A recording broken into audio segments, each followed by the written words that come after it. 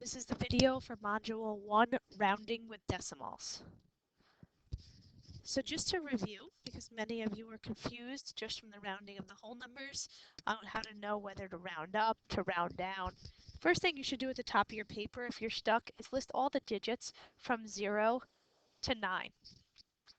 All of the digits from 0 to 9 mean there are 10 digits in our number system, and if I split them directly in half, I see that 0 to 4 is in one half and 5 to 9 is in the other.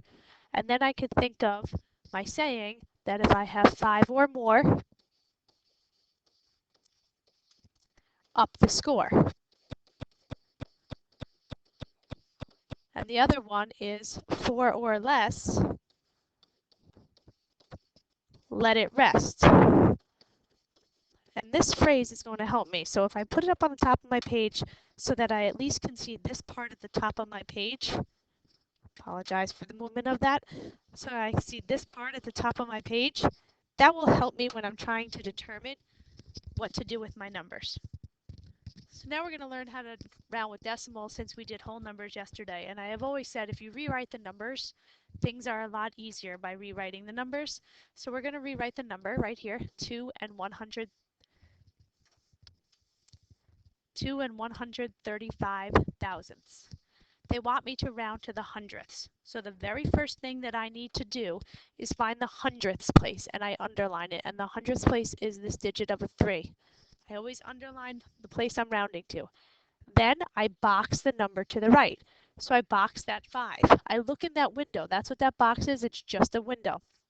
When I look at that box in that window, it is 5 or more. So 5 or more up the score. I have to up the score of this 3 to 1 more. Now yesterday when we were rounding whole numbers, we then made everything to the right a 0. But when we're working with decimals, I say poof, it just disappears and it falls off. Everything to the left still stays the same. So the difference between whole numbers and decimals is that instead of changing everything to the right and making it a 0, we make everything to the right of our underline poof and disappear. Here we go, I'll try another one. We have 8 and 546 thousandths, and we need to round to the nearest hundredth. The hundredths place is the 4, so I underline it. I box the number to the right. So I have a 6, which is 5 or more. 5 or more, I up the score, so this becomes a 5. Poof, everything to the right disappears, and everything to the left stays the same. The next one is a little trickier. The next one, I'm going to rewrite my number to start.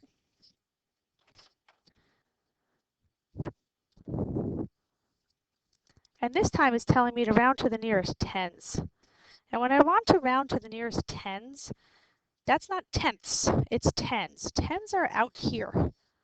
So if I have a spot that has no digit, we all know we can always put a 0 in as a placeholder in math. So that's now my underline, and I box a number to the right. The number to the right is an 8. 8 is 5 or more, so 5 or more up the score, so I have to up that score. Now this is where it gets a little tricky. We're on the left side of the decimal, so everything turns to a 0. But once I get to the right side of the decimal, poof, everything disappears.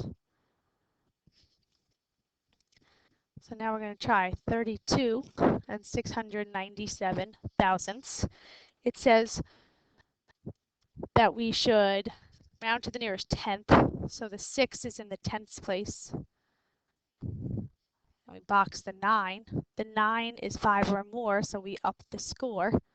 Everything to the right disappears. Everything to the left stays the same. So once again, we're going to rewrite our number. This time we're rounding to the nearest hundredth. And when we round to the nearest hundredth, this 9 is in the hundredths place. Box is 7, and it tells us to up the score. This is another tricky one because we're up the score to 10. So just like in addition, we carry that number. So we made 10, but now we have to make that a 7 because it's a 6 and a 1. Everything to the right gets kicked away, and everything to the left stays the same. Another new phrase that we might hear is that when we're doing decimals and we're rounding them, sometimes it tells us to go to the whole number. When they're talking about the whole number, they want you to round to the nearest ones place. So in order to round to the nearest ones place, we know that's the 2 right there. We underline it, we box to the right. That 6 tells us to bump up to a 3. We drop everything to the right, keep everything to the left the same. So another problem that we're going to solve now will be 456 and 432 thousandths. And if we want to round this to the nearest hundredths, we're going to round this to the nearest hundredths. The 3 is in the hundredths place. We underline it. We box the digit to the right. That digit is a 2. 4 or less, let it rest. So this just stays the same. We're resting it. Get rid of everything to the right. Everything to the left stays the same. And that is how we round with decimals.